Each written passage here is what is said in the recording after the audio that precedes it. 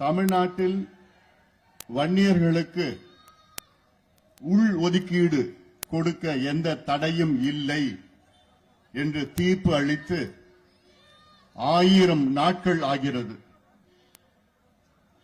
இந்த 1000 நாட்களில் அதிகாரம் இருந்தும் அதை கொடுக்க மனமில்லாத திராவிட மாடல் திமுக அரசுக்கு மனமில்லை. இதை கண்டித்து தமிழ்நாடு முழுவதும் பாட்டாளி மக்கள் கட்சி மற்றும் வன்னியர் சங்கம் சார்பில் அனைத்து மாவட்டங்களிலும் நடைபெறுகின்ற இந்த தொடர் முழுக்க கண்டன ஆர்ப்பாட்டம் காஞ்சிபுரத்தில் இங்கே நடைபெற்றுக் கொண்டிருக்கிறது. இந்த ஆர்ப்பாட்டத்தை நடத்தி கொண்டிருக்கின்ற மாவட்ட செயலாளர் என்னுடைய அருமை தம்பி மகேஷ்குமார் அவர்கள், மாவட்ட தலைவர் உமா அவர்கள், மாநில தேர்தல் பணிக்குழு தலைவர் பேராசிரியர் செல்வகுமார் அவர்கள்,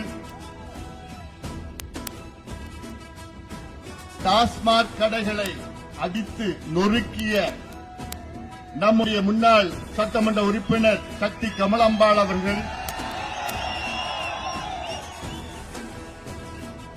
செல்வராஜ் அவர்கள், சரளாராஸ் அவர்கள் மற்றும் மேடையில் இருக்கின்ற பெரிய பட்டியல் மகேஷை படிச்சுட்டாப்ல அனைத்து நிலை நிர்வாகிகளுக்கும் இங்கே கொட்டும் மழையும் பொருட்படுத்தாமல் எங்களுக்கு சமூக நீதி வேண்டும், அதை அடைந்தே தீருவோம் என்று எழுச்சியோடு வருகை தந்திருக்கின்ற என் தம்பிகளுக்கும் என் தங்கைகளுக்கும் மீண்டும் இந்த அன்புமணி ராமதாசின் பரிவான வணக்கங்கள்.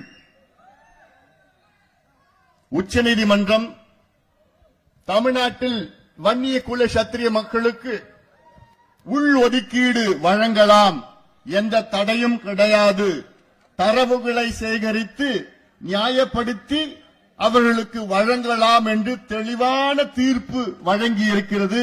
இந்த தீர்ப்பு வந்து 1000 நாட்கள் ஆகிறது. 1000 நாட்கள் ஆகியும் தூங்கிக் கொண்டிருக்கின்ற இல்ல தூங்குவது போல் நடித்துக் கொண்டிருக்கின்ற இந்த திராவிட மாடல் திமுக அரசை நாங்கள் கண்டிக்கின்றோம். முதலமைச்சர் ஸ்டாலின் அவர்களே, உங்களுக்கு ஏதாவது சமூக நீதி மீது அக்கறை இருந்தால், எள்ளளவு அக்கறை இருந்தால், இந்த ஒடுக்கப்பட்ட மக்களுக்கு நீங்கள் உள் ஒதுக்கீடை வழங்கியிருப்பீர்கள் அல்லது வழங்குவீர்கள். உங்கள் தந்தையிடம் கற்றுக்கொள்ளுங்கள். இது ஏதோ ஒரு ஜாதி பிரச்சனை கிடையாது. தமிழ்நாட்டில் பெரும்பான்மை சமுதாயம் வன்னியர் சமுதாயம், மற்றொரு பெரும்பான்மை சமுதாயம் பட்டியலின சமுதாயம்.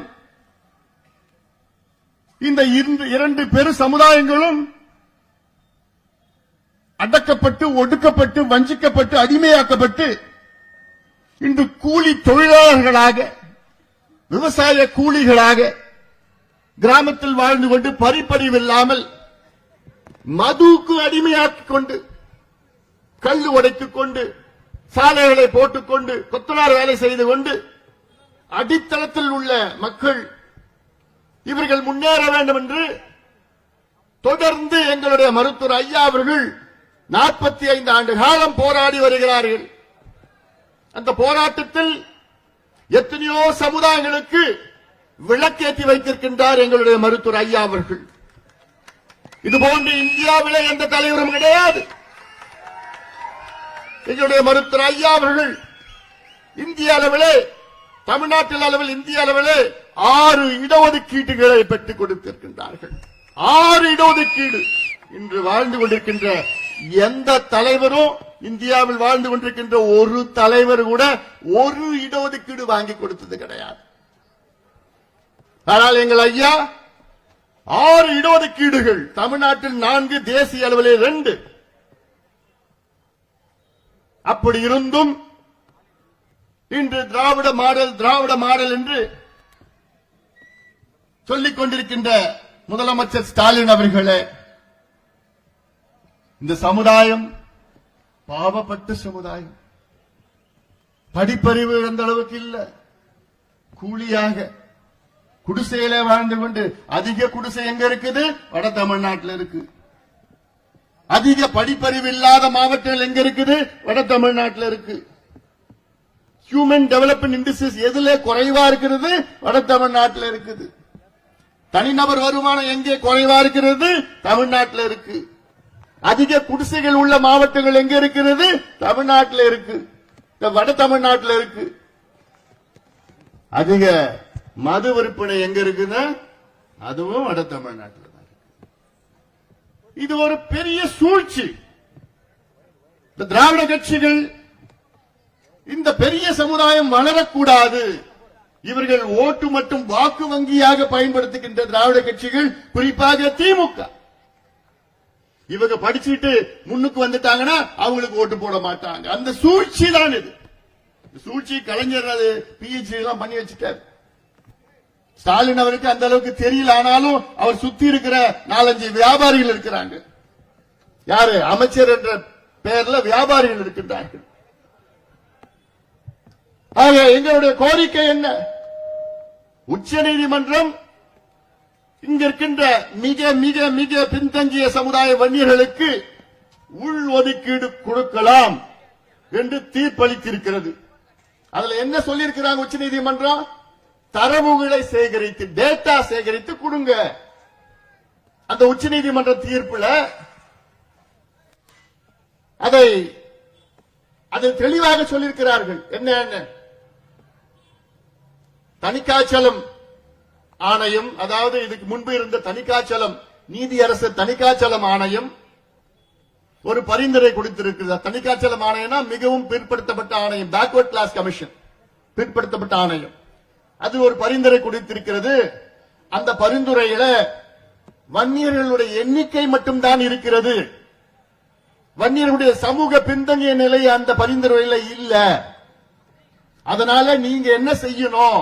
தமிழக அரசு, வன்னியருடைய மக்கள் தொகை இருக்கிறது, அதை சேர்த்து வன்னியர்களுடைய சமூக பின்தங்கிய நிலை, சோசியல் பேக்வர்ட்னஸ், ரெண்டுத்தையும் சேகரிச்சு நியாயப்படுத்தி நீங்க வன்னியர்களுக்கு எவ்வளவுனா உள்ஒதுக்கீடு கொடுக்கலாம் என்று உச்சநீதிமன்றம் தெளிவாக தீர்ப்பு வழங்கியிருக்கிறது.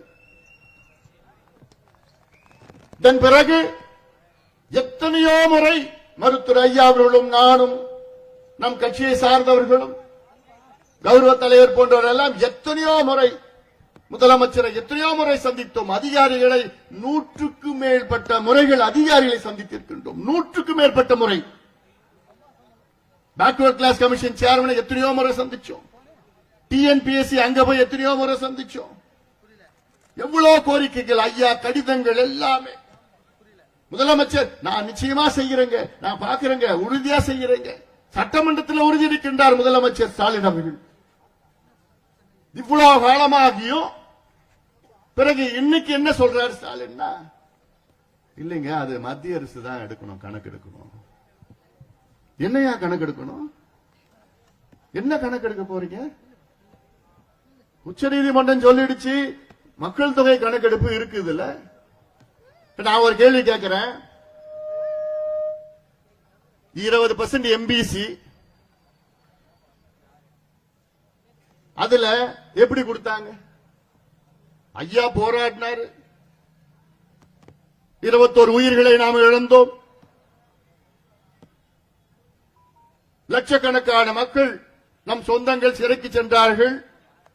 அதனால்தான் 20 விழுக்காடு வந்தது. ஆனால் அதில் 20 விழுக்காடு எப்படி கொடுத்தார்கள் என்றால், இதற்கு முன்பு இருந்த அம்பாசங்கர் ஆணையம் வழங்கிய பரிந்துரை, அதற்கு முன்பு இருந்த சட்டநாதன் ஆணையம் வழங்கிய பரிந்துரை, 1931 நடந்த ஜாதிவாரி கணக்கெடுப்பு நடந்த அந்த பரிந்துரை எல்லாம் சேர்ந்து எக்ஸ்ட்ராபுலேட் பண்ணி ஜனார்தனம் ஆணையம் அதில் வழங்கிய பரிந்துரை எல்லாம் சேர்த்துதான் உள்ஒதுக்கீடு கொடுத்தாங்க. 20 விழுக்காடு அதற்கு முன்பு கொடுத்தார்கள், 89 கொடுத்தார்கள். அப்போ 20 விழுக்காடு எம்பிசி உள்ஒதுக்கீடு நீங்க ஏத்துப்பீங்க. ஆனால் அதற்குள் இருக்கின்ற வங்கிகளுக்கு 10% உங்களுக்கு டேட்டா கிடையாது. எல்லாமே ஒரே பரிந்துரை தான். அருந்ததியர்களுக்கு 3 விழுக்காடு உள்ஒதுக்கீடு அதே பரிந்துரை தான்.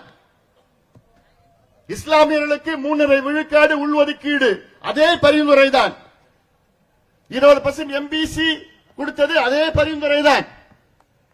ஆனால் வன்னியர்களுக்கு மட்டும் எங்களுக்கு டேட்டா இல்லை. எவ்வளவு பெரிய ஒரு மோசடி தமிழ்நாட்டில் ஸ்டாலின் அவர்கள் தலைமையிலே நடந்து கொண்டிருக்கிறது. எவ்வளவு பெரிய மோசடி! இதெல்லாம் சாதாரண மோசடி கிடையாது, விட போறது கிடையாது. ஏன்னா நம்ம வாழ்க்கையே என்ன?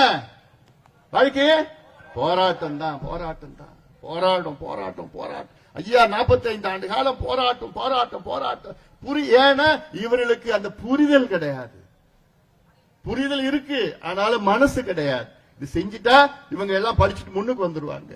இவங்க எல்லாம் அப்படியுமே இருக்கணும், குடிசையில இருக்கணும், மாடு மேய்க்கணும், ஆடு மேய்க்கணும், குடிச்சிட்டு இருக்கணும், அப்படியே இருக்கணும், கஞ்சியை குடிச்சிட்டு இருக்கணும், அப்படியேதான் இருக்கணும். இது ஓட்டு வங்கி, வாக்கு வங்கி, இந்த நிலையதான் இருக்கணும்னு அவங்க திமுகவுடைய சூழ்ச்சி அதை நடைமுறைப்படுத்திக் கொண்டிருக்கிறார்கள். அதனால நான் கேட்கின்றேன் முதலமைச்சர் ஸ்டாலின் அவர்களே, உண்மையிலே நீங்க சமூக நீதி பத்தி பேசுறீங்கன்னா, திமுகவுக்கும் சமூக நீதிக்கு சம்பந்தம் இருந்தா இந்நேரம் நீங்க அதை கொடுத்திருப்பீங்க. அந்த பேப்பர் கொடுப்பேன் நான், அதுல சிலது அவங்களுக்கு படிக்கணும். படிச்சேன்னா தேதி வாரியா என்ன நடந்தது உங்களுக்கு நான் தெரியப்படுத்தும். அதாவது சமீபத்தில் பாத்தீங்கன்னா சில திமுக பொய் புழுகிகள், அவன் தொழிலே பொய் பொழுகிறது. என்ன பொறுத்த வரைக்கும் சில பேர் அதுல இருக்காங்க, கொஞ்சம் பேருங்க, என்ன பொறுத்த வரைக்கும் அவன் முட்டா பசங்க, அவங்க அறிவு கிடையாது. ஆனா பொய்ய அப்படியே திருப்பி 10 முறை ஒரு பொய் சொல்ல என்ன உண்மையாயிடும், மக்கள் நம்பிடுவாங்க. அதுதான் கோயபிள்ஸ் பிரச்சாரம். கோயபிள்ஸ் பிரச்சாரம்னா ஒரு பொய்ய 10 முறை சொன்ன சொல்லி சொல்லி சொல்லி அது உண்மை நினைச்சுப்பான். நம்ம மக்கள் பாவம், அது தெரியாது. அது இதுதான் சொல்லிட்டு இருக்கிறான். உங்க ரூம போட்டு ஸ்கெட்ச போடுறானுங்க உள்ள உட்காந்துக்கிட்டு. என்னன்னு, நீ இதுல இந்த பொய்ய நீ பதிவு பண்ணு, இன்னொருத்தர் நீ இந்த பொய்ய டிவியில நீ பேசுறப்போ விவாதத்தில் நீ இந்த பொய்ய பேசு, இன்னொரு இந்த பொய்ய நீ மேடையில நீ பேசு, இன்னொரு இந்த பொய்ய நீ பேஸ்புக் ட்விட்டர்ல போடுன்னு இவனுக்கு ஒரே பொய்ய எல்லா மத்தியிலையும் போட்டுட்டு இருக்கிறானுங்க. என்ன அதுல சொல்றானுங்க, உச்ச நீதிமன்றம், அதாவது நீதிமன்றமே தடை பண்ணிடுச்சு, எங்களுக்கு அதிகாரம் இல்லைன்னு ஒரு பொய்ய சொல்றான். அதுதான் நான் தெளிவா சொல்லிட்டேன். உச்ச நீதிமன்றத்துக்கு மேல யாரும் கிடையாது. அந்த உச்ச நீதிமன்றமே என்ன சொல்றாங்கன்னா, வன்னிய குல சத்திரிய மக்களுக்கு நீங்கள் உள்ஒதுக்கீடு கொடுக்கலாம், தாராளமா கொடுக்கலாம், எந்த தடையுமே இல்லைன்னு சொல்லிட்டாங்க. சொல்லி 1000 நாள் ஆயிடுச்சு. அந்த அடிப்படையில் தான் தமிழ்நாடு பிற்படுத்தப்பட்ட ஆணையமே ஒரு ஜியோ போட்டு இருக்கு.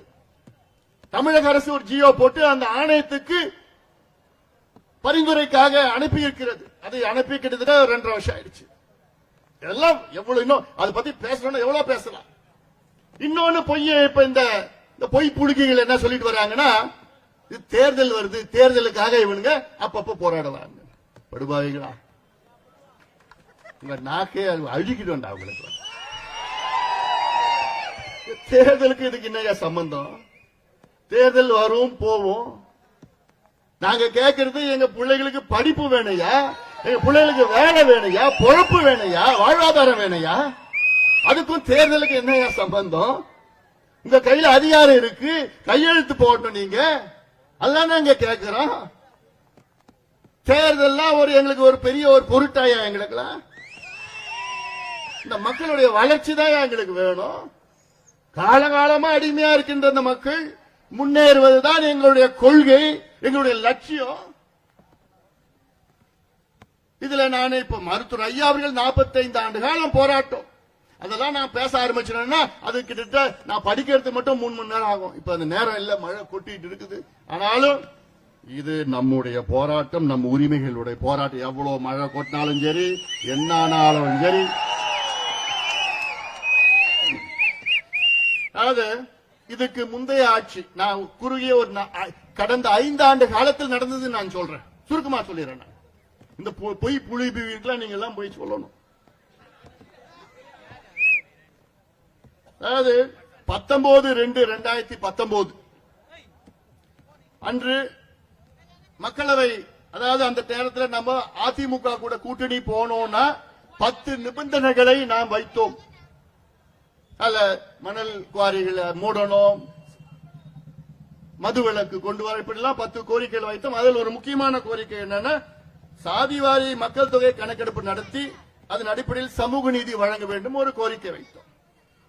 அதன் பிறகு தேர்தல் பண்ணி போச்சு. அப்புறம் 1/11/2019 நவம்பர் மாசம் அன்றைய முதலமைச்சர் எடப்பாடி பழனிசாமி அவர்களை அவர் இல்லத்தில் மருத்துவர் ஐயா அவர்களும் நானும் போய் சந்திச்சோம் நேரில். எதுக்கு? வன்னியர்களுக்கு தனி ஒதுக்கீடு கொடுங்க. என்னைக்கு? 2019 நவம்பர் மாசம். அவர் என்ன பார்க்கலாம், எப்பயுமே அப்படிதான் பேசுவாரு. பார்க்கலாம் எல்லாத்துக்கும் தான் பார்க்கலாம். தருமபுரி உபரிநீர் திட்டம் வேணும்னா பார்க்கலாங்க. அதன் பிறகு 22 பிப்ரவரி, அதாவது நவம்பர் 22 அன்னைக்கு வன்னியர்கள் இடஒதுக்கீடு போராட்டம் குறித்து முடிவெடுக்க பாமக வன்னியர் சங்க பொதுக்குழு கூட்டம் இணைய வழியில் நடத்தப்பட்டது. 2 பேரும் நடத்தினோம். அதன் பிறகு 1/12/2020 1/12/2020 வன்னியர் இடஒதுக்கீடு வழங்க வேண்டும் என கோரிக்கை வலியுறுத்தி சென்னையில மிகப்பெரிய ஒரு ஆர்ப்பாட்டம் பண்ணோம். எல்லாம் உங்களெல்லாம் தடுத்துட்டாங்க, போற வழியில தடுத்துட்டாங்க. நிறைய பேர் பார்த்தோம். அதுல ஆர்ப்பாட்டம் நடத்தும், மிகப்பெரிய ஒரு ஆர்ப்பாட்டம். அதுல எத்தனையோ பேர் கைது பண்ணாங்க. அதன் பிறகு போராட்டம் முடிந்தவுடன் முதலமைச்சர் அவர்கள் எங்களை அழைச்சார். நாங்களும் போய் முதலமைச்சர் பார்த்து எங்க கோரிக்கைகளை கொடுத்தோம். எங்களுக்கு உள்ஒதுக்கீடு வேண்டும் என்று கோரிக்கைகளை கொடுத்தோம். தனி ஒதுக்கீடு வேணும் கோத்தோம். உள்ஒதுக்கீடு தனி ஒதுக்கீடு வேணும் கேட்டோம். அதன் பிறகு டிசம்பர் 1 தொடங்கிய போராட்டம் டிசம்பர் 4 வரை தொடர்ந்து 4 நாள் போராட்டம் நடத்தினோம் 20. அதன் பிறகு டிசம்பர் 22 அன்னைக்கு மூத்த அமைச்சர்கள் இருவரும் தைலாபுரம் தோட்டத்திற்கு அங்கே ஐயாவை வந்து சந்தித்தார்கள். அவர்கிட்ட ஐயா சொல்லிட்டார், இடஒதுக்கீடு கொடுக்க வேண்டும், அவசியமா கொடுக்கணும். வேற எதுவுமே பேசல.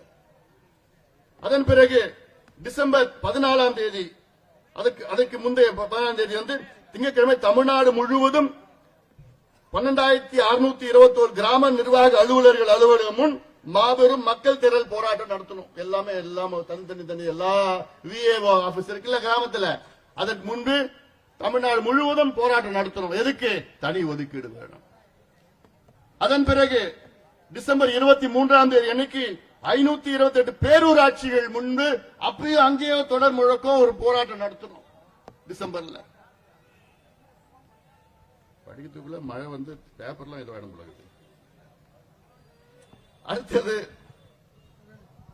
அடுத்தது பாத்தீங்கன்னா டிசம்பர் 30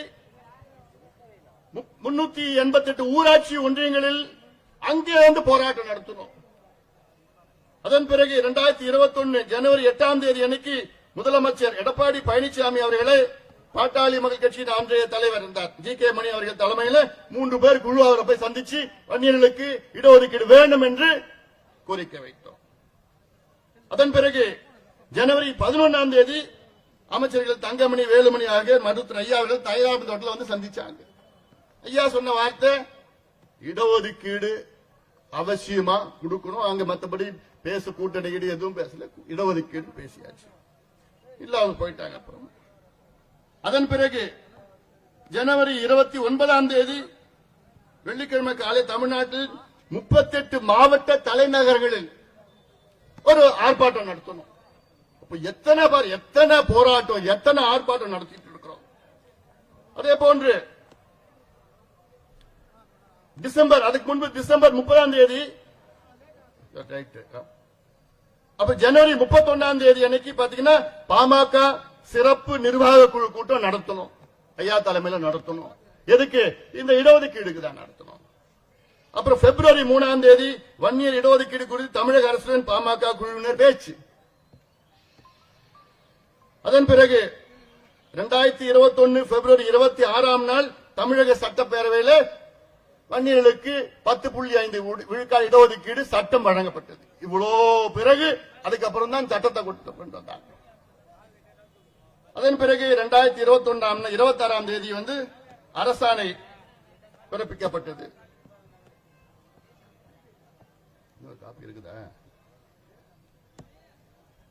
அதன் பிறகு 2021 நவம்பர் 2ஆம் தேதி வன்னியர் இடஒதுக்கீடு செல்லாது என்று சென்னை உயர்நீதிமன்றம் கூறியது. அதுக்கு பிறகு 2021 நவம்பர் 27ஆம் தேதி இது சம்பந்தமாக உச்சநீதிமன்றத்துக்கு நாம மேல்முறையீடு சென்றோம். 2022 பிப்ரவரி 23ஆம் தேதி உச்சநீதிமன்றத்தில் வழக்கு விசாரணை முடிவடைந்து தீர்ப்பு ஒத்திவைக்கப்பட்டது. 2022ஆம் ஆண்டு மார்ச் 31ஆம் தேதி இங்க பாத்துங்க 2022ஆம் ஆண்டு மார்ச் 31ஆம் தேதி உச்சநீதிமன்றம் தீர்ப்பளித்தது. தீர்ப்பளித்து இப்போ எவ்வளவு நாள் ஆகுது? 1000 நாள் ஆகுது. அப்போ அதன் பிறகு வன்னியர் இடஒதுக்கீடு தொடர்பான விவகாரத்தில் அடுத்த கட்ட நடவடிக்கை குறித்து பாட்டாளி கட்சி அவசர செயற்குழு கூட்டம் ஏப்ரல் 2ஆம் தேதி நடத்துறோம். அதன் பிறகு ஏப்ரல் 7ஆம் தேதி சட்டப்பேரவையில் இது சம்பந்தமாக நம்முடைய சட்டமன்ற உறுப்பினர்கள் கவன ஈர்ப்பு தீர்மானம் கொண்டு வருகிறார்கள். அதில் முதலமைச்சர் என்ன பேசுறார் தெரியல, நிச்சயமாக நான் வன்னியர்களுக்கு இடஒதுக்கீடு நான் கொடுப்பேன் என்று முதலமைச்சர் ஸ்டாலின் அவர்கள் சட்டமன்றத்திலே உறுதியளிக்கிறார், அஷூரன்ஸ் கொடுக்கிறார். அதுக்கப்புறம் ஏப்ரல் 8ஆம் தேதி மருத்துவர் அன்புமணி ராமதாஸ் தலைமையில் ஒரு குழு கூட்டிட்டு போயிட்டு அன்றைய முதலமைச்சர் ஸ்டாலின் அவர்களை நான் சந்திக்கிறேன், என் தலைமையில் ஒரு குழு. அதன் பிறகு ஏப்ரல் 14ஆம் தேதி இடஒதுக்கீடு வழங்குவதாக தொடர்பாக மூத்த அமைச்சர்கள் மற்றும் அதிகாரிகளுடன் முதலமைச்சர் கலந்தாய்வு நடத்தினார். அதன் பிறகு மே 29, 2022 அன்னைக்கு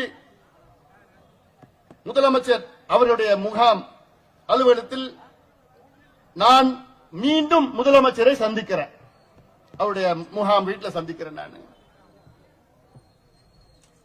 அதன் பிறகு ஜூலை 4ஆம் தேதி பாமக கௌரவ தலைவர் ஜி.கே. மணி தலைமையிலான குழுவினர் முதலமைச்சர் அவர்களை சந்திக்கிறார்கள், இதற்காக சந்திக்கிறார்கள். அதன் பிறகு நவம்பர் 17ஆம் நாள் இடஒதுக்கீடு உள்ளிட்ட கோரிக்கைகளை ஆய்வு செய்வது உள்ளிட்ட ஆய்வு வரம்புகளுடன் தமிழ்நாடு பிற்படுத்தப்பட்டோர் ஆணையம் ஓய்வு நீதியரசர் பாரதிதாசன் தலைமையிலே மாற்றி அமைக்கப்பட்டது. பேக்வர்ட் கிளாஸ் கமிஷன் ரீகான்ஸ்டியூட் பண்றாங்க. 2023 ஜனவரி 12ஆம் தேதி உச்சநீதிமன்ற தீர்ப்பின் அடிப்படையில் தமிழ்நாட்டில் கல்வி மற்றும் வேலைவாய்ப்பில் மிகவும் பிற்படுத்தப்பட்ட வகுப்பினர் மற்றும் சீர் மரபினருக்கான 20 விழுக்காடு இடஒதுக்கீட்டில் வன்னியர்களுக்கு உள்ஒதுக்கீடு வழங்க கோரும் கோரிக்கைகளை ஆய்வு செய்து 3 மாதங்களுக்குள் அரசு அறிக்கை அளிக்க வேண்டும் என்று கூடுதல் ஆய்வு வரம்பை நிர்ணயித்து பிற்படுத்தப்பட்டோர் ஆணையத்திற்கு அரசு ஆணையிட்டது. இன்னைக்கு எவ்வளவு நாள்ல 3 மாதத்தில் கொடுக்கணும்னு government of Tamil Nadu backward class கமிஷனுக்கு ஆணையிடுது. அதன் பிறகு ஏப்ரல் 11ஆம் தேதி 2023 இடஒதுக்கீடு குறித்து அறிக்கை அளிப்பதற்கான காலக்கெடு மேலும் 6 மாதம் வேணும்னு கால அவகாசம், இன்னும் கால அவகாசம் பேக்வர்ட் கிளாஸ் கமிஷன் கேட்குது. ஒரே மாதத்தில் பண்ணலாம், எல்லாமே கம்ப்யூட்டர்ல இருக்கு, டேட்டா எல்லாம் எல்லாமே கம்ப்யூட்டர்ல இருக்கு, ஒரு மாசத்துல பண்ணிட்டு போயிடலாம். ஆனால் அதன் பின்பு 6 மாதங்கள் ஆகியும் 3 மாதங்கள் கால அவகாசம், அப்புறம் அதன் பின் ஓராண்டு கால அவகாசம் என்று மொத்தத்தில் பாத்தீங்கன்னா 2 ஆண்டுகள் கடந்து விட்டது. அதனால அதாவது இந்த 2 ஆண்டு காலமாக பேக்வர்ட் கிளாஸ் கமிஷன் மிக்சர் உள்ள இருக்கிறவங்க மிக்சர் சாப்பிட்டு இருக்காங்க, காஃபி டீ மிக்சர், எதுவும் வேலை பண்ணல. இப்போ கம்ப்யூட்டர்ல இருக்க டேட்டாவை டவுன்லோட் பண்ணி இந்த மாதிரி டவுன்லோட் பண்ணி முதலமைச்சர் கொடுத்து கையெழுத்து போட்டா முடிஞ்சு போச்சு. இது ஒரு வேலையாது, சாதாரண வேலை. இது அவ்வளவு டேட்டா இருக்கு, கம்ப்யூட்டர்ல இருக்கு. அதன் பிறகு அக்டோபர் 9ஆம் தேதி 2023 அக்டோபர் 9ஆம் தேதி என் பிறந்தநாள் அன்னைக்கு, பிறந்தநாள் பரவாயில்ல, முதலமைச்சர் போய் எதுக்கு சந்திக்கிற, வன்னியர்களுக்கு பாவப்பட்ட மக்களுக்கு இடஒதுக்கீடு கொடுங்கன்னு என் பிறந்தநாள் அன்னைக்கு கூட முதலமைச்சர் போய் நேர்ல போய் சந்திக்கிறாங்க.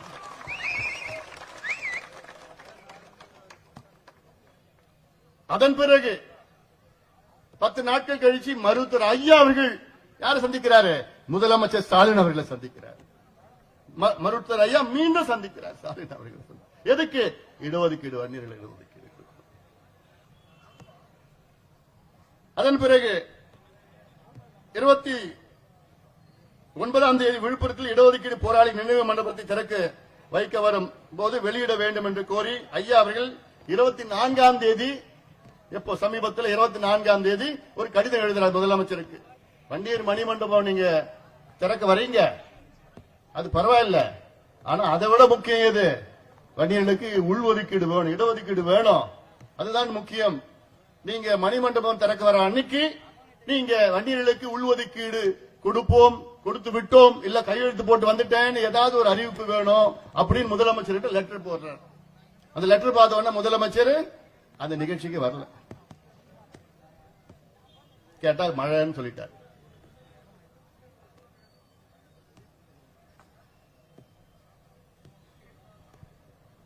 அதன் பிறகு ஒன்றிய பொதுக்குழு கூட்டங்கள் நிறைவேற்றப்பட்டு தீர்மானங்கள் நவம்பர் 26ஆம் தேதி விழுப்புரம் மாவட்ட ஆட்சியரிடம் ஒப்படைக்கப்பட்டது. ஆக இன்னும் நான் போனா இவ்வளவு பேசி இருக்கலாம், போயிட்டு இருக்கலாம். இவ்வளவு செஞ்சோம். ஒரு சில முட்டா பசங்க இவனுக்கு எலெக்ஷனுக்காக, தேர்தலுக்காக இப்படி எல்லாம் சொல்லிட்டு இருக்காங்க. அதாவது கடந்த தேர்தலில் நடந்தது தெரியல உங்களுக்கு எல்லாம். அன்றைக்கு எடப்பாடி பழனிசாமி முதலமைச்சராக இருந்த நேரத்தில் ஐயா என்ன சொன்னாரு? எங்களுக்கு ஒரு சீட்டு கூட வேண்டாங்க, வெத்து பேப்பர்ல நான் கையெழுத்து போட்டு கொடுக்கிறேன், எங்களுக்கு வேண்டியது இந்த மக்களுக்கு, வன்னியர்களுக்கு உள்ஒதுக்கீடு கொடுங்க, இதுதான் கேட்டோம், அது எதுவுமே வேண்டாங்க. தேர்தல் எங்களுக்கு பெருசு கிடையாது. தமிழ்நாட்டின் வளர்ச்சி தான் எங்களுக்கு பெருசு. தமிழ்நாட்டில் அடக்கப்பட்ட, ஒடுக்கப்பட்ட, வஞ்சிக்கப்பட்ட, பின்தங்கியுள்ள மக்கள் முன்னேற வேண்டும். இது வன்னியர்கள் மட்டும் கிடையாது, அது போன்ற இருக்கின்ற மற்ற சமுதாயங்களும் முன்னேற வேண்டும் என்றுதான் எங்களுடைய நிலைப்பாடு. அதுதான் உண்மையான சமூக நீதி. முதலமைச்சர் இன்னைக்கு நான் முதலமைச்சர்கிட்ட கேட்கிறேன்,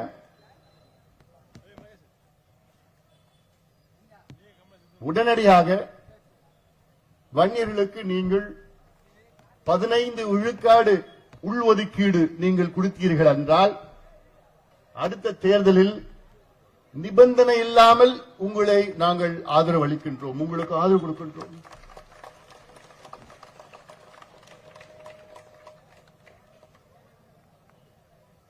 பதினைந்து விழுக்காடு கையெழுத்து போடுங்க, ஒட்டுமொத்த இந்த சமுதாயம் உங்களுக்கு ஆதரவு அளிக்கும். நிபந்தனை எல்லாம் வேண்டாம், எங்களுக்கு சீட்டு கீட்டு எதுவுமே வேண்டாம், எங்களுக்கு உங்களால கொடுக்க முடியுமா?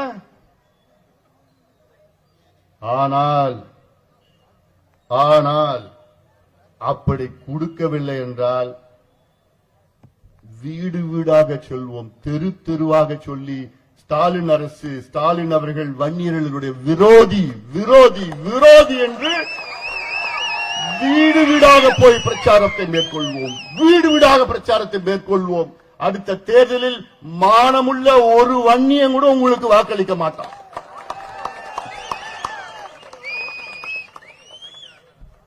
அது எப்படி செய்யணும்னு எங்களுக்கு தெரியும்.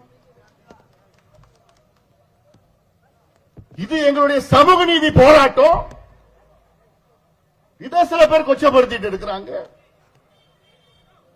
உங்க கட்சியில. அதை கூட கண்டிக்க துப்பு இல்லை உங்களுக்கு. ஆனா பேசுறது இது மத்திய அரசு பண்ணணும், மத்திய அரசு பண்ணணும், இதுல ஜாதி வாரி கணக்கெடுப்பு நடத்தணும்னு வேற, அதுல ஒரு புதுசா ஒரு பில்டப் ஒண்ணு. சரி, ஜாதி வாரி கணக்கெடுப்பு நடத்திட்டு போக வேண்டியதானே, அதுல என்ன பயம் உங்களுக்கு? என்ன பயம்? ஜாதி வாரி கணக்கெடுப்பு நடத்தினா அவரை பொறுத்த வரைக்கும் இந்த சமுதாயம் இவ்வளவு சீட்டு கேட்டுடும், இந்த சமுதாயம் இவ்வளவு மாவட்ட செயலாளர் கேட்டுடுவாங்க, இந்த சமுதாயம் அது கேட்கும் இது கேட்கும், இவ்வளவு எங்களுக்கு இருக்கிறோன்னு அந்த கணக்கு வச்சுட்டு இருக்கிறார் அவர் மனசுல. பீகார்ல ஜாதி வாரி கணக்கெடுப்பு நடத்தி இன்னைக்கு அதை உச்ச நீதிமன்றமோ உயர் நீதிமன்றமோ அங்கீகாரம் கொடுத்திருக்கின்றார்கள். நம்ம வண்டி போகுதுப்பா, விடுப்பா.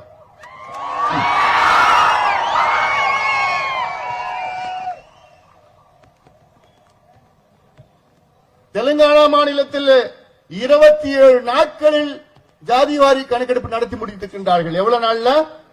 27 நாட்களில். ரேவந்த் ரெட்டி அவருக்கு சமூக நீதி உணர்வு இருக்கிறது. 27 நாட்களை கணக்கெடுப்பு நடத்தி இப்போ அது பரிந்துரை கிட்ட வந்துடுச்சு. இப்போ ஆந்திராவில் எடுத்து முடிச்சிட்டாங்க, கர்நாடகாவில் எடுத்து முடிச்சிட்டாங்க, ஒரிசால எடுத்துட்டு இருக்கிறாங்க, ஜார்க்கண்ட்ல எடுத்துட்டு இருக்கிறாங்க, பீகார்ல முடிச்சிட்டாங்க. ஆனா சமூக நீதி எங்க தாத்தா, எங்க அப்பா, எங்க அம்மா எல்லாம் சமூக நீதி எங்களுக்கு கத்து கொடுத்தாங்க, சமூக நீதி சோறு போட்டு நாங்க தான் வளர்ந்தோம், இப்படி எல்லாம் சொல்லி வசனம் பேசுகிற திமுக சமூக நீதிக்கு உங்களுக்கு சம்பந்தமே இல்லையா? இன்னைக்கு தந்தை பெரியார் அவருடைய நினைவு நாள். இன்னைக்கு அவரை நாங்கள் என்றுமே நாங்கள் வணங்குவோம். அவர்தான் எங்களுடைய கொள்கை வழிகாட்டி. தந்தை பெரியார் அவர்களும் அண்ணல் அம்பேத்கர் அவர்களும் புரட்சியாளர் கார்ல் மார்க்ஸ் அவர்களும் எங்களுடைய கொள்கை வழிகாட்டி, ஐடியாலஜிஸ். அவர்கள் என்ன கொள்கை வைத்திருக்கின்றார்கள் அதை நாங்கள் உள்வாங்கி அதை நாங்கள் கடைபிடிப்போம், கடைபிடித்துக் கொண்டிருக்கின்றோம். அவருடைய கொள்கைகளை நாங்க தான் நிறைவேற்றிட்டு இருக்கிறோம். ஆனால் அவங்க பேரை சொல்லி ஏமாத்திட்டு இருக்கிற கட்சிகள்லாம் இருக்கு. அதுல நம்பர் 1 யாரு? திமுக. நம்பர் 1 பேரு தான். சமீபத்தில் கூட அம்பேத்கர், அண்ணல் அம்பேத்கர் அம்பேத்கர் திமுக தொடங்கி 1949, பாட்டாளி மக்கள் கட்சி தொடங்கி 1989, 40 ஆண்டுகளுக்கு பிறகுதான் நம்ம கட்சி தொடங்கணும். இந்த 40 ஆண்டு காலத்துல 49 இருந்து 89 வரைக்கும் திமுகவில் அம்பேத்கர் அவர்களை பற்றி ஏதாவது ஒரு வார்த்தை, ஒரு படம் எங்கேயாவது பேசினாங்களா? இன்னைக்கு கூட பேசல. ஆனா 89 நம்ம கட்சி தொடங்கின முதல் நாள் என்ன பண்ணோம்? தந்தை பெரியார் அவர்கள், அண்ணல் அம்பேத்கர் அவர்கள், புரட்சியாளர் கார்ல் மார்க்ஸ் எங்களுடைய கொள்கை வழிகாட்டி ஐடியாலஜி படத்தை போட்டு இன்னைக்கு தமிழ்நாட்டில் யார் வீட்டிலேயே அம்பேத்கருடைய சிலை இருக்கு? எங்களுடைய ஐயா வீட்டில் இருக்கியா? தமிழ்நாட்டில் 7 நாள்ல ஒரே நாள்ல 7 அம்பேத்கர் சிலையை திறந்தது யாரு? ஐயா. 100 அம்பேத்கர் சிலைக்கு மேல் திறந்திருக்கிறோம் தமிழ்நாட்டில். இதை மக்கள் புரிந்து கொள்ள வேண்டும். இவங்களோட நோக்கம் என்ன? அதாவது அந்த காலத்தில் ஒரு சொல்லு இருக்கு, ஊர் 2 பட்டா கூத்தாடிகளுக்கு கொண்டாட்டம். அப்ப நான் யாரையும் கூத்தாடின்னு சொல்லல. இப்ப ஊர் 2 பட்டுனா ஊர்னா என்ன? அப்போ ஒரு பக்கம் வன்னியர்கள், ஒரு பக்கம் பட்டியலினத்தை சமுதாயத்தை சார்ந்தவர்கள். இவங்க 2 பேரும் சண்டை போட்டுக்கிட்டாங்கன்னா யாரு கூத்தாடிங்க? திமுக தான். அவங்களுக்கு தான் கொண்டாட்டம். அதை மக்கள் புரிந்து கொள்ள வேண்டும். 2 பேரும் சண்டை போட விட்டுட்டு இருக்காங்க காலகாலமா. இவங்க தான். அதுல திமுக PhD படிச்சிருக்கு. 2 பேரும் சண்டை போட்டுங்கடா. ஒண்ணு இவங்க வருவாங்க, இல்ல அவங்க வருவாங்க, வச்சுக்கிட்டு ஓட்டு போட்டு ஆட்சிக்கு வந்து முதலமைச்சர், தாத்தா முதலமைச்சர், அப்புறம் அப்பா முதலமைச்சர், அப்புறம் புள்ள முதலமைச்சர், அப்புறம் பேர பிள்ளைங்க, அப்புறம் புள்ளு பேர பசங்க. அதெல்லாம் போவாது. போவதெல்லாம் புரிஞ்சு போச்சு. ஏன்னா மக்கள் உங்களை பத்தி தெரிஞ்சுக்கிட்டாங்க. சும்மா விளம்பரப்படுத்திக்கிட்டு தினம் ஒரு 2 மணி நேரம் கால் ஷீட் அவ்வளவுதான் நடக்குதுங்க. புரியுதா? Call sheet. சரி, நான் பேச போய் 2 மரம் வருவாங்க, வந்து மீடியா வீடியோ போட்டோ எடுத்து அவ்வளவுதான், முடிஞ்சு போச்சு. அவ்வளவுதான். அடுத்த நாள் 2 மணி நேரம் வருவாங்க, கால் ஷீட், அப்படியே போட்டோ எடுத்து வீடியோ எடுத்து அன்னைக்கு விவாதம். ஐயா, முந்தா நாள் திருவண்ணாமலையில நடத்தணுமே ஒரு மாநாடு.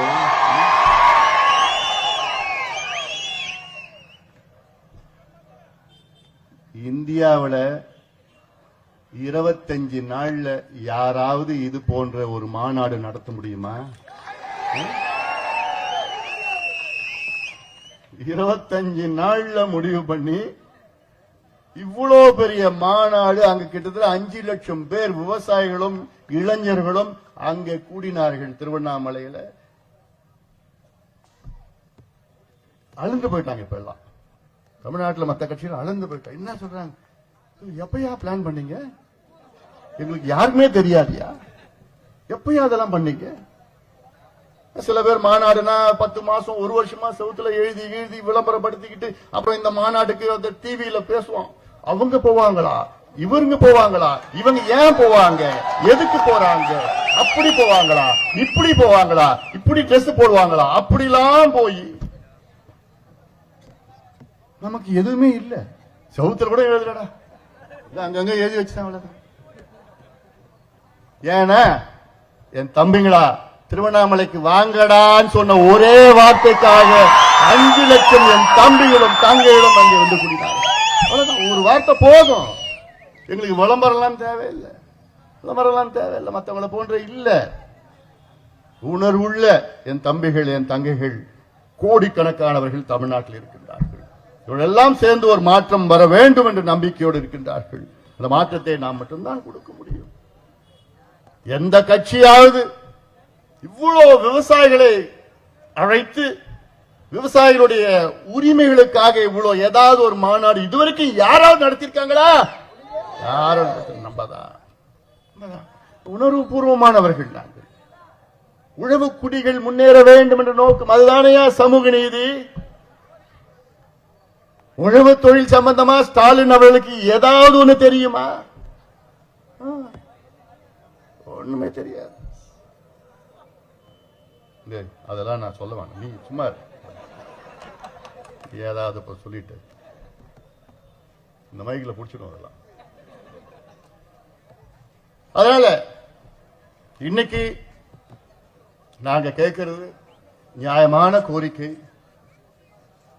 ஏன் நியாயம் நான் சொல்றேன்னா, நான் எத்தனையோ வகையில என்னால நியாயப்படுத்த முடியும். அதாவது உச்சநீதிமன்றமும் ஒரு கேள்வி கேட்டுச்சு.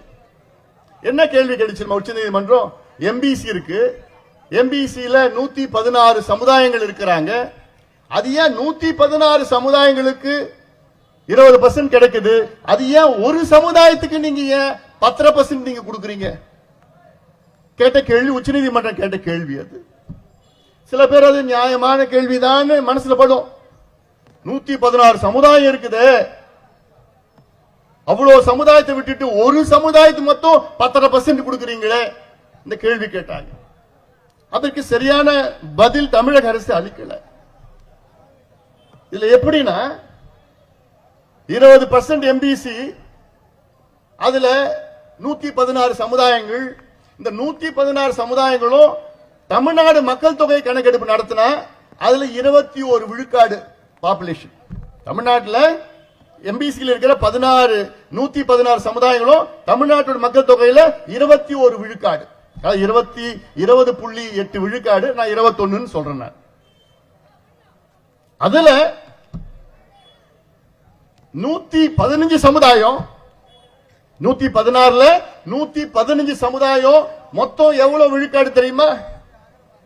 6.7 விழுக்காடு. ஒரு சமுதாயம், வன்னிய சமுதாயம் எவ்வளவு? 14.2 விழுக்காடு. ஒரு சமுதாயம் 14.2 விழுக்காடு 116 சமுதாயத்தில்.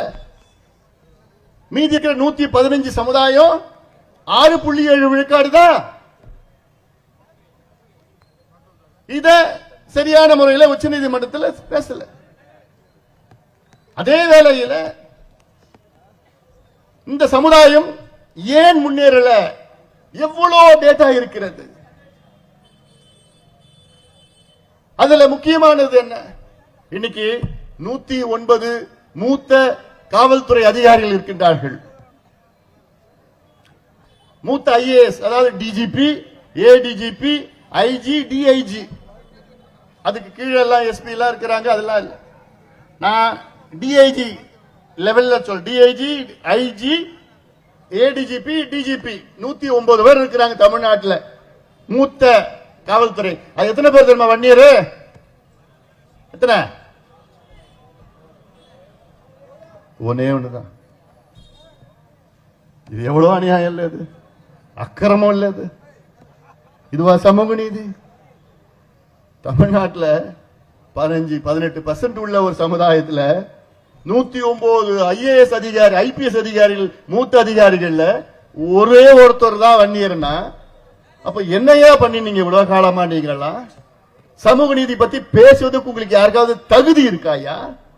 இன்னைக்கு கதை விட்டுட்டு இருக்கிற குரூப் 1ல இவங்க இவ்வளவு வந்துட்டாங்க அவ்வளவு வந்துட்டாங்கன்னு சொல்லிட்டு, குரூப் 1ல வந்திருந்தாங்கன்னா இந்நேரம் எத்தனையோ பேர் வந்து DIG IG வந்திருக்கணுமே. உலக காலமா யாருமே வரலையே. இதோட ஒரு அநியாயம் இருக்குமா சமுதாயத்திற்கு? தமிழ்நாட்டில் மொத்தம் கிட்டத்தட்ட ஒரு 320 IAS அதிகாரிகள் இருக்கிறார்கள், ப்ரமோஷன் எல்லாம் சேர்த்து. அந்த 320 IAS அதிகாரிகள் கிட்டத்தட்ட 53 துறைகள் செயலாளர்கள் இருக்கின்றார். Secretary, health secretary, finance secretary, industrial secretary, அது மாதிரி செக்ரட்டரி இருக்கிறாங்க. 53 செக்ரட்டரியில எத்தனை பேர் தெரியுமா வன்னியர்? எத்தனை பேரு? 0. ஒருத்தர் தான் இருந்தாங்க, அவரையும் காலி பண்ணிட்டாங்க. அப்போ இந்த சமுதாயத்துடைய ஓட்டு மட்டும் வேணும் உங்களுக்கு. ஆனா இந்த சமுதாயம் முன்னேறக்கூடாது. ஓட்டு வங்கி தான் அடிமையா இருக்கணும், குடிச்சு குடிச்சு குடிச்சு நாசமா போகணும், கூலியாதான் இருக்கணும். ஆனா இவங்க படிக்க கூடாது, படிச்சு வேலைக்கு போக கூடாது. நீ இடஒதுக்கீடு கொடுக்க மாட்டீங்க. நியாயமான இடஒதுக்கீடு, நாங்க வாங்குற இடஒதுக்கீடு, நாங்க தியாகம் செய்த இடஒதுக்கீடு. 21 தியாகிகள் ஒரே நாள்ல காவல்துறையில சுட்டாங்க பாருங்க தியாகிகள். அன்னைக்கு யாராவது கேட்டீங்களா? ஐயா வாய திறந்தீங்களா? அன்னைக்கு ஒரு தலைவர், ஒரு இயக்கத்தை சார்ந்தவர் அதை ஏதாவது ஒருத்தர் கண்டிச்சீங்களா? இல்ல இல்ல, கேட்கறதுக்கு நாதி இல்ல. அன்னைக்கு இன்னைக்கு 116 சமுதாயம் கொடுத்துட்டு போங்க, தப்பு கிடையாது.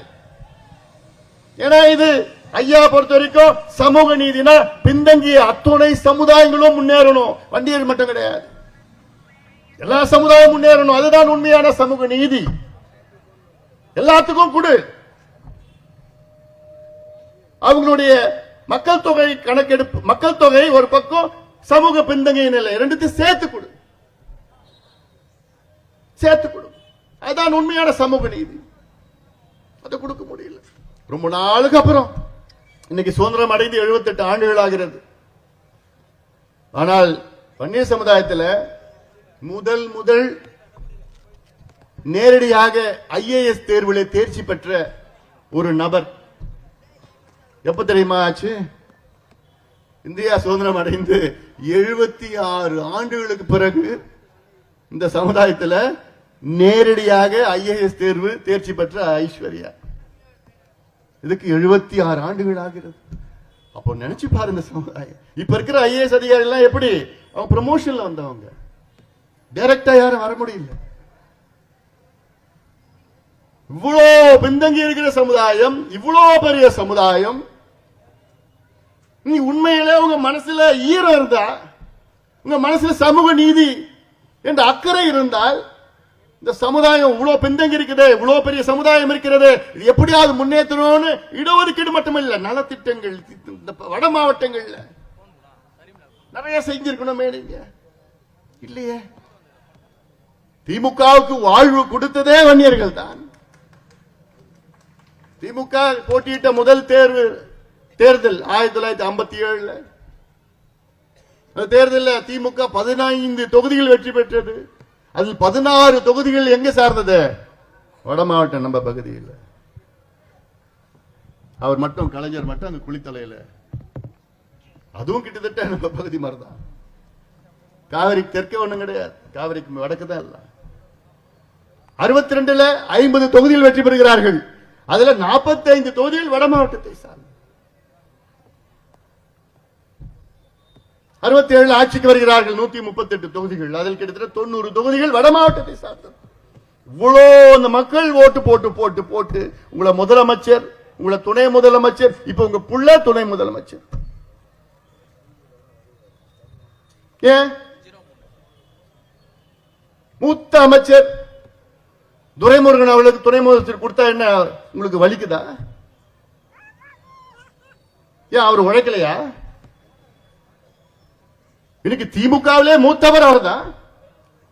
எவ்வளவு தியாகம் பண்ணிருக்கிறாரு, எத்தனையோ முறை சிறைக்கு சென்றிருக்கின்றார்கள், இந்த கட்சிக்காக எவ்வளவு உழைத்திருக்கின்றார். ஏன் அவருக்கு ஒரு துணை முதலமைச்சர் கொடுத்துட்டு போலாமே, இன்னொரு துணை முதலமைச்சர் கொடுத்துட்டு போலாமே? ஏன் உங்களுக்கு மனசு வரல? ஏன் அவர் எந்த சமுதாயத்தில் பிறந்துட்டாரு? பாவப்பட்ட சமுதாயம். அதான் ஒரே காரணம், வேற இல்ல. வேற வழி இல்லாம இன்னைக்கு பொருளாளரோ பொதுச் செயலாளரும் கொடுத்திருக்காங்க, வேற வழி இல்ல. இல்ல அதையும் பிடிங்கிட்டு வாங்க. இப்ப இருக்கிறது யாரு சுத்தி? வியாபாரிகள் வச்சிருக்கார் சுத்தி. முதலமைச்சர் ஸ்டாலின் அவர்கள் சுத்தி வியாபாரிகள். அவங்களுக்கு பிசினஸ் தான் தெரியும் தவிர நிர்வாகம் தெரியாது. ஒரு வியாபாரி காலையில வந்து இன்னைக்கு ஈபில எவ்வளவு வருமானம், இன்னைக்கு கலால் துறையில எவ்வளவு வருமானம், டாஸ்மார்க்ல எவ்வளவு வருமானம் வருவார் ஒரு வியாபாரி. இன்னொரு வியாபாரி இன்னைக்கு ஹைவேஸ்ல எவ்வளவுப்பா இன்னைக்கு எடுப்பா கணக்கு எடுப்பா. இன்னைக்கு பிடபிள்யூ எவ்வளவுப்பா இன்னைக்கு வருமானம், இதெல்லாம் கல்லா கட்டிக்கிட்டு எடுத்துன்னு போய் ஒப்படைக்கணும். இது போன்ற வியாபாரிகள் தான் முதலமைச்சர்களுக்கு ஆலோசகர்களாக இருக்கின்றார்கள். இவங்களுக்கு சமூக நீதி சம்பந்தம் இருக்கா? வியாபாரிகளுக்கும் சமூக நீதிக்கு சம்பந்தம் இருக்கா?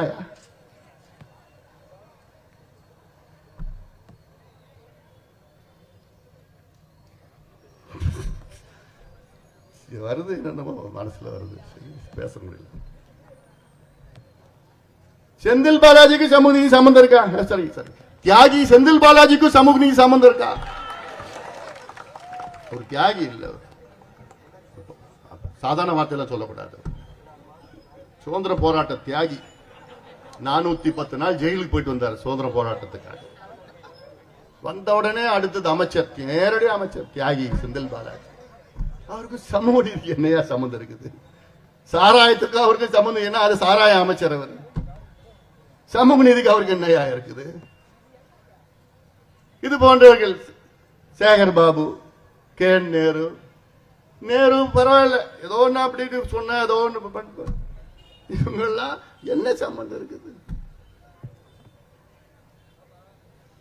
அதனால இவங்க ஆலோசனைப்படிதான் முதலமைச்சர் இயங்கிக் கொண்டிருக்கின்றார். அப்படின்னா தமிழ்நாடுடைய தலையெழுத்து பார்த்துங்க, இப்படிதான் தலையெழுத்து.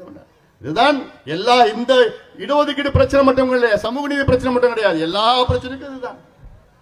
ஜாதிவாரி கணக்கெடுப்பு நடத்துன்னு சொன்னா எங்களுக்கு அதிகாரம் இல்லை. யாரையா ஏமாத்துறீங்க நீங்க? யாரை ஏமாத்த பாக்குற?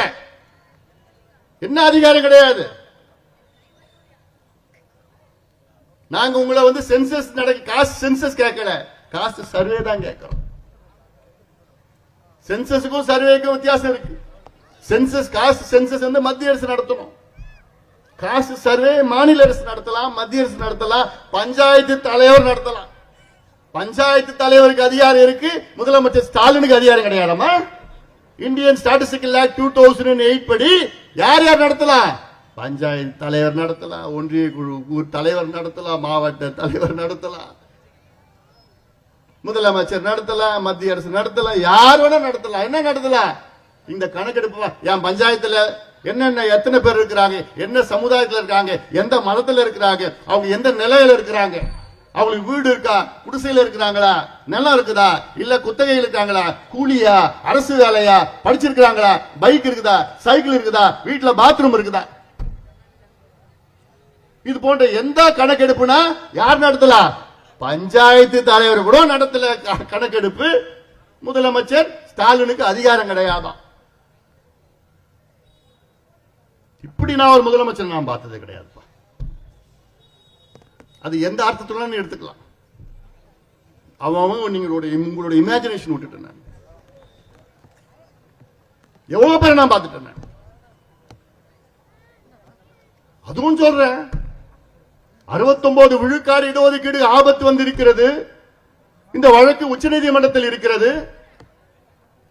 உச்சநீதிமன்றத்தில் இந்த வழக்கு இன்னைக்கு வந்ததுன்னா இருக்கும், முடிஞ்சு போச்சு. அவ்வளவு 69 விழுக்காடு குறைச்சிடுவாங்க, முடிச்சிடுவாங்க உச்சநீதிமன்றத்தில். இன்னைக்கு இருக்கிற மனநிலையில 69 விழுக்காடு இடஒதுக்கீடு இந்தியாவிலே 50% மேல இடஒதுக்கீடு தமிழ்நாட்டில் மட்டும்தான் இருக்கு. அதுவும் யாரு இதுல பாதுகாப்பு கொடுத்தனா ஜெயலலிதா அம்மையார் அவர்கள் 93 94 அப்போ 9வது அட்டவணையில் பாதுகாப்பு அளிக்கப்பட்டது.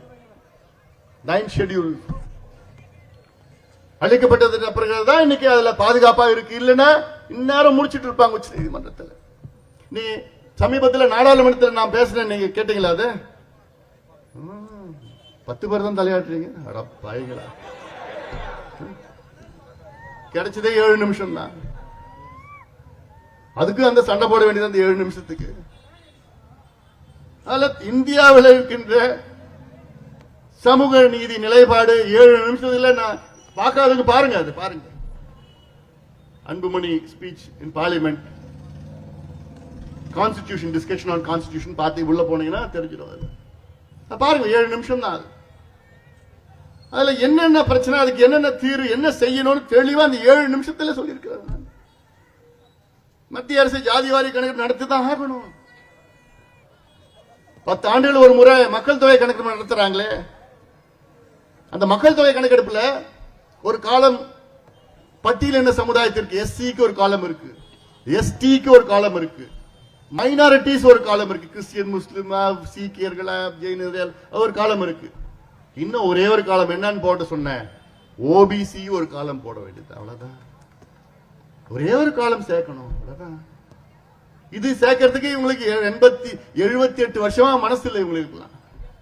யாருக்கு? காங்கிரஸுக்கும் கிடையாது, பிஜேபியும் கிடையாது, 2 பேருக்குமே இல்லை. எத்தனையோ முறை போராடணும், எத்தனையோ முறை கோரிக்கை வச்சு, எத்தனையோ முறை ஐயா கேட்டாரு, காலங்காலமா கேட்டுட்டு தான் வர்றாரு. மத்தியிலையும் வாஜ்பாய் கிட்ட கேட்டாரு, நரசிம்மராவ் கிட்ட கேட்டாரு, மன்மோகன் சிங் கிட்ட கேட்டாரு, தேவகவுடா கிட்ட கேட்டாரு, மோடி அவர்கள் கிட்ட கேட்டாரு. யாரும் வைக்கணும், மனசு வரல யாருக்கும். சண்டை போட்டுட்டு இருக்கோம். இங்க மாநிலத்தில் எப்ப இருந்து கேட்டுட்டு இருக்காரு, எம்ஜிஆர் காலத்தில் கேட்டார். இன்னைக்கு எம்ஜிஆருடைய நினைவு நாள், அவருடைய நினைவு நாளும் அவரையும் நாங்கள் வணங்கி போற்றுகின்றோம். எம்ஜிஆர் அவர்கள் இன்னும் ஒரு 6 மாதம் உயிரோடு இருந்திருந்தால் அன்றைக்கே வன்னியர்களுக்கு இடஒதுக்கீடு தனியா கொடுத்துட்டு இருப்பார். இது நிறைய இருக்கு, அது உள்ள நிறைய இருக்கு. ஐயா அப்பதான் போய் பார்க்கிறார். பார்க்கறதுக்கு விடல, உலக காலமா விடல ஐயாவை. எம்ஜிஆரை பார்க்கணும், அப்ப முதலமைச்சர் எம்ஜிஆரை பார்க்கணும் யார் யாரோட கேட்டார், கூட்டிட்டு போல. அதுல ஒரு பெரிய சூழ்ச்சி. உடனே எம்ஜிஆர் அவர்களை பார்க்க தேதிக்கு டைம் கொடுக்கிறாரு, ஐயாவுக்கு வந்து பார்க்கிறாரு. ஐயா பேசுறாரு, இந்த சமுதாயம் பின்தங்கிய சமுதாயம், பாவப்பட்ட மக்கள், கூலிகளா இருக்கு, இப்படிதான் இருக்குன்னா, அப்படியா இவ்வளவு காலமா எனக்கு தெரியலையே. அப்புறம் கூப்பிட்டார் ஒரு அமைச்சர், இன்னொரு அமைச்சர், 2 பேரும் சொல்ல வேண்டாம், நான் பேர வேண்டாம், கூப்பிட்டு திட்டார். என்னையா பண்றீங்க, இவ்வளவு பெரிய மனுஷன் இவ்வளவு பெரிய பிரச்சனையே சொல்றாரு, எனக்கு ஏன் இவ்வளவு நாள் சொல்லல அப்படின்னு கூப்பிட்டு ஐயா முன்னாடியே திட்டுறாரு. அவங்களும் இல்லைங்க போயா அப்படின்னு சொல்லி அனுப்பிச்சு விட்டுட்டு, நான் நிச்சயமா நான் செய்கிறேன் அப்படின்னு எம்ஜிஆர் அவர்கள் ஐயாவுக்கு வாக்குறுதி கொடுத்தார். ஆனா அதுக்கப்புறம் என்னாச்சு, அடுத்த மாதமே எம்ஜிஆருக்கு அந்த சிறுநீர பிரச்சனை, அப்புறம் அமெரிக்கா போனார். போயிட்டு அதுக்கப்புறம் பண்ண முடியல. அவர் மட்டும் இன்னொரு 3-4 மாதம் இருந்திருந்தார்னா நிச்சயமாக அன்னைக்கே நமக்கு விடிவு வந்திருக்கிறோம். எம்ஜிஆரை பார்த்தாரு, ஜானகி அம்மையாரை பார்த்தாரு, பிசி அலெக்சாண்டர் ஆளுநர் கவர்னர் ஆட்சியில் அவரை பார்த்தாரு, கலைஞர் எத்தனையோ முறை பார்த்தாரு, ஜெயலலிதா அம்மையாரை பார்த்தாரு, எடப்பாடி பழனிசாமி அவர்களை பார்த்தாரு, முதலமைச்சர் ஸ்டாலின் அவர்களையும் பார்த்து எதுக்கு பார்த்தாரு? ஐயா இந்த மக்களை முன்னேற்றணும், இந்த மக்களுக்கு படிப்பு குடியா, வேலை குடியா, அதுதான் வேற எதுக்குயா பார்க்க போறேன். ஆனாலும் இன்னும் நமக்கு விடிவு வரவில்லை. இதை எல்லாரும் நீங்க புரிஞ்சுக்கணும், எல்லாரும் புரிஞ்சுக்கணும். எல்லாம்னா யாரு? எல்லாம் புரிஞ்சுக்கணும். புரியுறவங்க தெரியும். சும்மா அவங்க வந்து ஏமாத்திக்கிட்டு இதை கொடுத்து அதை கொடுத்து அப்புறம் இத்தனை சீட்டு ஜெயிச்சு கீச்சலாம். ஒரே ஒரு கையெழுத்து, அந்த ஒரு கையெழுத்து போட்டா போதும். இந்த கையெழுத்து போட்டா இந்த பிள்ளைங்க எல்லாருக்கும் படிப்பு கிடைக்கும், இந்த பிள்ளைங்க எல்லாருக்கும் வேலை கிடைக்கும். அதாவது உச்ச நீதிமன்றம் தீர்ப்பு வந்து 1000 நாட்கள் ஆகிறது. இந்த 1000 நாட்களில் அந்த தீர்ப்பு வந்து ஒரு மாதத்துல முதலமைச்சர் ஸ்டாலின் அவர்கள் கையெழுத்து போட்டிருந்தார்னா, தரவுகள் 10 நாள்ல தான் தேவைப்படும், டேட்டா 10 நாள்ல எடுத்துடலாம். அது போட்டு 10 நாள்ல, அப்ப அதாவது தீர்ப்பு வந்து ஒரு மாதத்துல போட்டிருந்தார்னா இந்நேரம் லட்சக்கணக்கான வன்னியர்களுக்கு படிப்பு கிடைச்சிருக்கும், ஆயிரக்கணக்கான குடும்பங்களுக்கு வேலை கிடைச்சிருக்கும். அது எல்லாத்தையும் கெடுத்து விட்டார் முதலமைச்சர் ஸ்டாலின் அவர்கள். இன்னும் கெடுத்துட்டு இருக்கிறார். நினைச்சு பாருங்க, 3 ஆண்டு காலத்துல எத்தனையோ பேர் படிப்பு கிடைச்சிருக்கிறோம், எத்தனையோ பேருக்கு வேலை கிடைச்சிருக்கிறோம், எத்தனையோ பேர் வாழ்க்கையில முன்னேறி இருப்பாங்க. அதெல்லாம் செய்து மிகப்பெரிய துரோகம் ஸ்டாலின் அவர்கள் இந்த சமுதாயத்துக்கு செய்து கொண்டிருக்கின்றார். மிகப்பெரிய துரோகமா நான் பார்க்கிறேன். அதனால நீங்க எல்லாம் தெளிவா இருங்க, ஏமாறாதீங்க. ஏமாந்தது போதும், இவர்கள் ஏமாத்தியது போதும். மீண்டும் சொல்றேன், இதை கொடுக்கவில்லை என்றால், இடஒதுக்கீடு வன்னியர்களுக்கு தனி ஒதுக்கீடு கொடுக்கவில்லை என்றால் மாபெரும் போராட்டம் தமிழ்நாட்டில் நடைபெறும். மாபெரும் போராட்டம் நடைபெறும். நாங்க இப்ப அடுக்கடுக்காக தான் வந்துட்டு இருக்கிறோம், அடுக்கடுக்காக வந்துட்டு இருக்கிறோம். இப்போ ஒரு இந்த தேதியில வச்சு, அப்புறம் அடுத்தது ஒரு ஆர்ப்பாட்டம், இப்படி எல்லாம் வச்சுக்கிட்டு. ஆனால் போராட்டம்னு அடுத்தது சொன்னா என் தம்பிகளை என்னால கட்டுப்படுத்த முடியாது. அவன் கோவத்துல, சாதாரண கோவம் கிடையாது, அவன் கோவத்துல இருக்கிறான். இப்ப என் தம்பிகளை விட என் தங்கைகள் இன்னும் கோவத்துல இருக்கிறாங்க. அவங்க மட்டுமா, நாங்களும் வரோம்.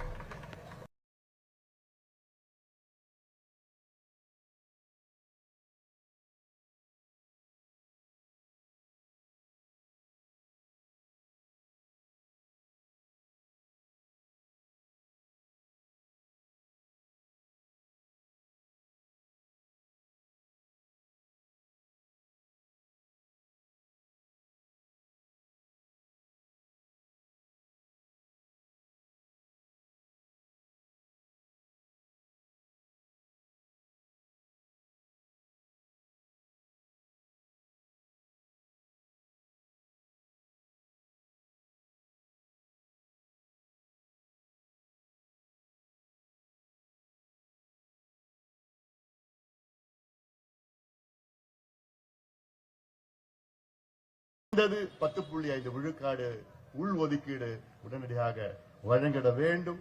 இல்லையே தமிழ்நாட்டில் தொடர் போராட்டங்களை நாங்கள் நடத்துவோம். நாங்கள் என்று சொன்னால் அனைத்து சமுதாயங்களும் சேர்த்து நாங்கள் நடத்துவோம். காரணம், இது சமூக நீதி பிரச்சனை, இது ஜாதி பிரச்சனை கிடையாது, இது சமூக நீதி பிரச்சனை. பின்தங்கிய சமுதாயம் முன்னேற வேண்டும், அதுதான் எங்களுடைய நோக்கம். அந்த அடிப்படையில் தான் இந்த ஆர்ப்பாட்டம் இங்கே காஞ்சிபுரத்தில் இங்கே நடைபெற்றுக் கொண்டிருக்கிறது. இந்த ஆர்ப்பாட்டத்தை ஏற்பாடு செய்த மகேஷ்குமார், உமா அவர்கள் உள்ளிட்ட அனைத்து நிர்வாகிகளுக்கும் என்னுடைய நன்றிகளை தெரிவித்து விடைபெறுகின்றேன்.